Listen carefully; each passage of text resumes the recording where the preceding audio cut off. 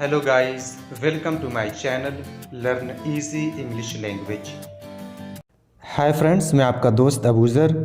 आज हम UP TET 2019 का इंग्लिश पेपर फर्स्ट सॉल्व करेंगे जो 2020 में जनवरी में हुआ था। ठीक है, पहला क्वेश्चन है which of the following sentence is in passive voice. कौन सा सेंटेंस पैसिव वॉइस में है। इसमें तीसरा वाला ऑप्शन सही हो जाएगा, माई वॉच वॉज लॉस्ट, मेरी घड़ी खो गई। वॉच यहाँ ऑब्जेक्ट है जो सब्जेक्ट की जगह इस्तेमाल हुआ है। ठीक है, सामने वाला देख लेते हैं। ही वॉज एन ऑर्फन, वो यतीम था। And lived with his uncle, और अपने अंकल के साथ रहता था। In the above given sentence identify the gender of the word orphan.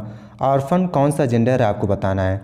यतीम मेल भी हो सकता है, फीमेल दोनों। ठीक है, इसलिए मैस्कुलिन और फेमिनिन नहीं हो सकता, ये कॉमन होगा जिसमें दोनों पाए जाएं। ठीक है, तो ये दूसरा वाला ऑप्शन सही हो जाएगा। विच of the following alternatives is the correct passive voice form of the following sentence. Do it, do it का करेक्ट पैसिव वॉइस फॉर्म कौन सा रहेगा, तो तीसरा वाला ऑप्शन सही हो जाएगा, लेट इट बी डन। अगर आप इंपरेटिव सेंटेंस बनाना जानते हैं पैसिव वॉइस तो आप ये आसानी से बना सकते हैं। सबसे पहले पैसिव वॉइस में रहेगा लेट, उसके बाद ऑब्जेक्ट होगा इट, लेट इट, उसके बाद बी लगाते हैं, उसके बाद वर्ब का third form let it be done. Description में मैं इसकी लिंक दे दूंगा, इंपरेटिव सेंटेंस कैसे बनाया जाता है पैसिव वॉइस में। ठीक है, सामने वाला देख लेते हैं। Which of the following words is not a coordinating conjunction. कौन सा वर्ड इसमें कोऑर्डिनेटिंग कंजक्शन नहीं है। बट, फॉर, एंड, ये तीनों क्या है, कोऑर्डिनेटिंग कंजक्शन है। इफ़ क्या है, इफ़ सब ऑर्डिनेटिंग कंजक्शन है, तो इफ़ वाला ऑप्शन सही हो जाएगा। कोऑर्डिनेटिंग कंजक्शन सिर्फ 7 होते हैं, वो आपको एक फार्मूले के तहत याद हो सकता है। आपके सामने स्क्रीन में मैं लिख दे रहा हूँ, फैन बॉयज़, एफ फॉर हो जाएगा, ए फॉर, एंड हो जाएगा। इसी तरह फैन बॉयज़ अगर आप याद कर लेंगे तो आपके लिए कोऑर्डिनेटिंग कंजक्शन याद करना बहुत आसान रहेगा। ठीक है, which of the following words is plural. इसमें से कौन सा वर्ड्स प्लूरल है। क्राइसिस सिंगुलर है, एनालिसिस ये भी सिंगुलर है, इंडेक्स ये भी सिंगुलर है, क्राइटेरिया ये क्या है, प्लूरल है। क्राइटेरिया का सिंगुलर होगा, क्राइटेरियन होगा। ठीक है, तो तीसरा वाला ऑप्शन सही हो जाएगा। नीचे वाला देखते हैं, which of the following nouns is in plural. कौन सा नाउन इसमें प्लूरल है, तो माइस क्या है, प्लूरल है। माइस का सिंगुलर होगा माउस। ठीक है, और नीचे जो इलेक्ट्रॉनिक्स, बिलियर्ड्स, न्यूज़ दिया, ये सब तीनों क्या है, सिंगुलर है। नेक्स्ट देखते हैं, fill in the blanks with appropriate prepositions. इसमें सही प्रीपोजिशन आपको भरना है। हिज थर्स्ट फॉर नॉलेज, उसकी जो प्यास, उसकी जो तड़प है नॉलेज के लिए। Left him no leisure for anything else. ठीक है, यहाँ पर तीसरा वाला ऑप्शन सही हो जाएगा। ठीक है, एट, ऑन, बाय ये सब गलत रहेगा। अगर आप तर्जुमा कर लेंगे तो आपके लिए बहुत आसानी रहेगा। नेक्स्ट देख लेते हैं, the word fast in the sentence. He is a fast writer, वो एक बहुत तेज़ लेखक है या लिखने वाला है। यहाँ पर जो फास्ट वर्ड है वो क्या है, नाउन है, प्रनाउन है, एडजेक्टिव है, वर्ब है, क्या चीज़ है। तो हमें पता है फास्ट किसकी, राइटर की क्या विशेषता बता रहा है। तो हमें पता है जो लफ्ज़ किसी नाउन या प्रनाउन की विशेषता बताए वो क्या होता है, एडजेक्टिव होता है। तो तीसरा वाला ऑप्शन सही हो जाएगा, एडजेक्टिव। ठीक है, 72 वाला देख लेते हैं, the method of teaching in which the teacher tries to establish a link between the foreign language word and the object without the interference of the learner's mother tongue is called. यानी एक teacher जब कोई भी चीज़ किसी बच्चे को समझाने की कोशिश करता है, उसकी मदर टंग में नहीं बल्कि अदर दूसरे लैंग्वेज में हो, ठीक है, तो उसको क्या कहते हैं, कौन सा मेथड रहेगा, वो रहेगा डायरेक्ट मेथड। ठीक है, जिसमें मदर टंग का इस्तेमाल ना किया जाए। विच of the following is not a simple sentence. कौन सा इसमें सिंपल सेंटेंस नहीं है। शी रीड्स, वो पढ़ती है, वाट शी लाइक्स, जो उसको पसंद है, ये क्या हो जाएगा, कॉम्प्लेक्स सेंटेंस, ना कि ये सिंपल रहेगा। बाकी तीनों क्या है, सिंपल सेंटेंस हो जाएगा। ठीक है, 73 वाला देखते हैं, if you are testing your students comprehension of written English you are testing their understanding of what they have just read. पहला वाला ऑप्शन सही हो जाएगा, क्योंकि जो उन्होंने अभी रीड किया है, जो उन्होंने अभी पढ़ा है, उसी के ज़रिए से आप उनका आकलन कर सकते हैं जब वो लिखेंगे तब। ठीक है, एक सेंटेंस दिया हुआ है, आपको बताना है कि कौन से टेंस का है। ठीक है, he will be playing the piano in the concert day after tomorrow, यानी वो परसों एक संगीत कार्यक्रम में पियानो बजा रहा होगा। ये कौन सा टेंस है। ठीक है, तो हमें पता है ये होगा फ्यूचर कंटिन्यूअस टेंस। यहाँ पर फ्यूचर इम्परफेक्ट जो दिया हुआ दूसरा वाला वो ऑप्शन सही हो जाएगा, क्योंकि फ्यूचर कंटिन्यूअस को फ्यूचर इम्परफेक्ट टेंस भी कहते हैं। तो दूसरा वाला ऑप्शन सही हो जाएगा। 74 वाला देख लेते हैं, चूज़ द करेक्ट सेंटेंस, इसमें से कौन सा सेंटेंस करेक्ट है। तो इसमें हो जाएगा चौथा वाला, please listen to your teacher. Listen के साथ हमेशा टू प्रीपोजिशन का इस्तेमाल होता है। In which of the following sentences is the subject of verb of feminine gender noun. इसमें फेमिनिन जेंडर नाउन के बारे में पूछा है, तो चौथा वाला ऑप्शन सही हो जाएगा, all the female members have arrived.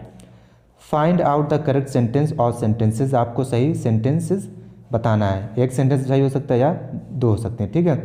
I am not believing him, पहला वाला गलत हो जाए, क्योंकि बिलीव प्रेजेंट कंटिन्यूअस टेंस में नहीं इस्तेमाल होता है, आईएनजी फॉर्म ये नहीं होगा, ठीक है। हमेशा क्या होगा, प्रेजेंट इंडिफिनिट में इस्तेमाल होगा। जैसे लिखा हुआ चौथा वाला, आई डोंट बिलीव हिम, ठीक है, चौथा वाला ऑप्शन सही हो जाएगा, बाकी तीनों क्या गलत है।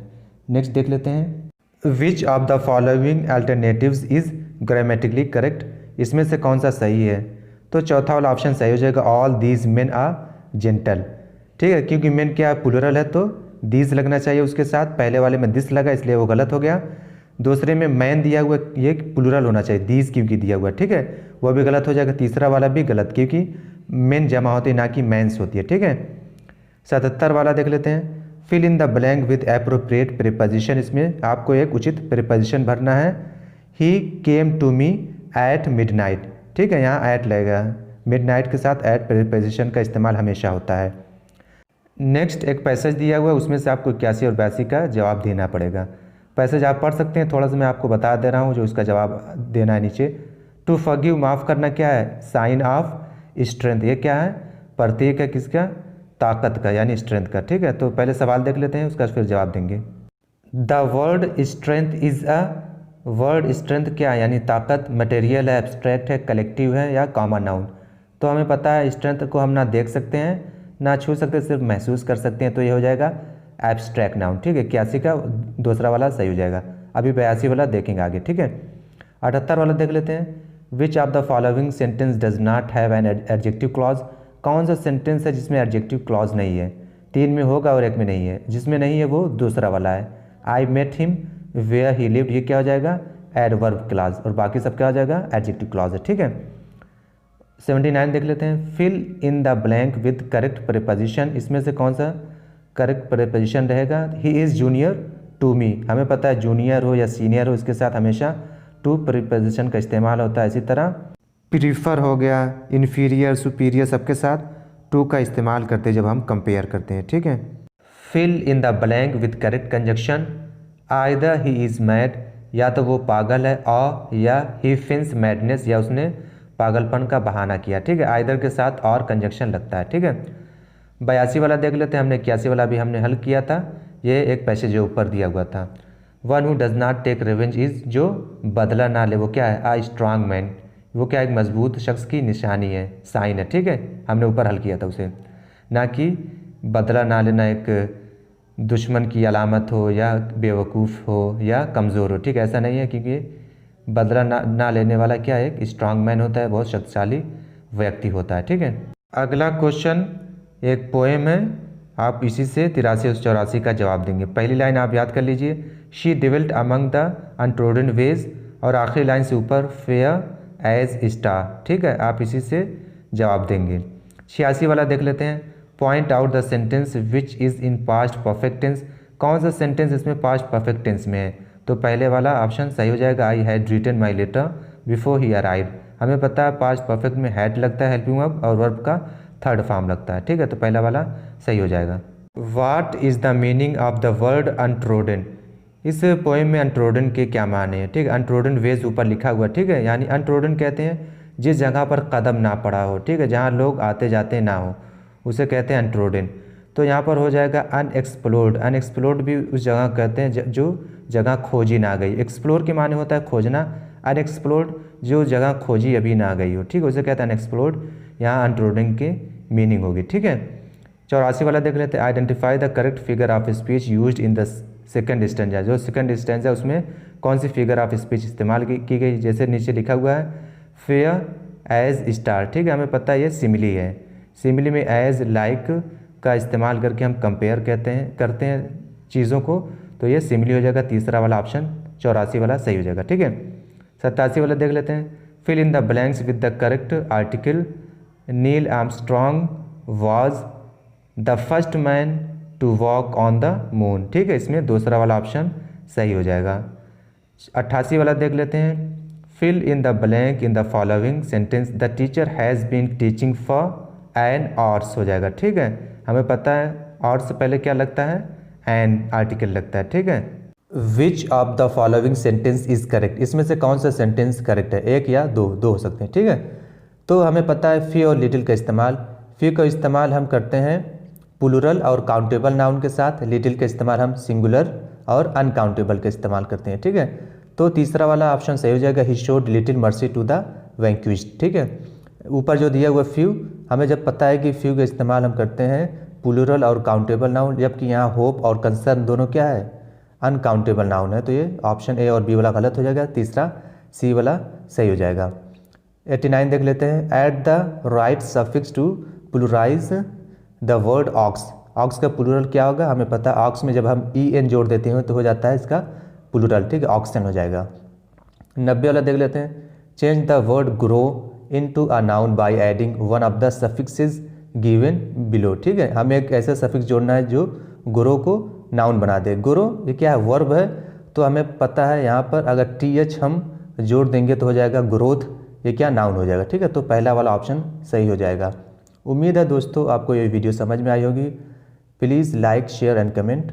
Thank you so much for watching my video.